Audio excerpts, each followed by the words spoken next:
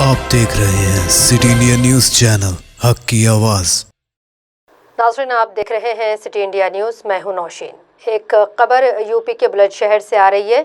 UP के बुलंदशहर में NH-91 पर एक दर्दनाक हादसा पेश आया है, जहां बैरिकेड तोड़कर एक टैंकर ट्रक से टकराकर पुलिस जवानों के टेंट में चढ़ गया।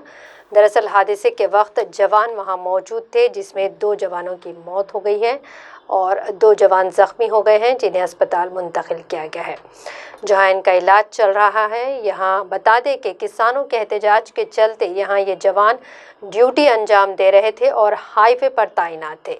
हादसे के वक्त ये लोग यहां पर टेंट में मौजूद थे, दीगर जवानों के साथ ये यहां मौजूद थे। बताया जा रहा है कि 1 दर्जन से ज़्यादा सिपाही इस टेंट में थे।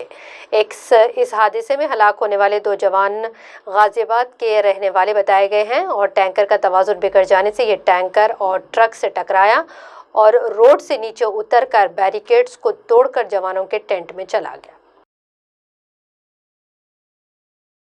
यहाँ पर हमारे नागरिक पुलिस और PSC के जवान ड्यूटी कर रहे थे और यहाँ पर एक टैंकर और एक ट्रक जो है उसमें टक्कर हुई है।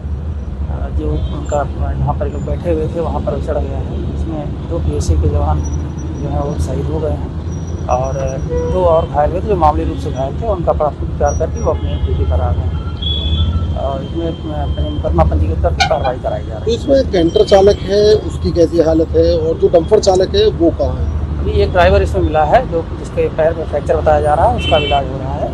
दूसरा ड्राइवर भी फरार है, उसकी तलाश की जाएगी। दूसरा फरार है डंपर चालक? हाँ, अभी तक। तो जो 2 जवानों की मौत हुई है, इनके क्या नाम है, कहाँ के हैं और कौन सी बटालियन से?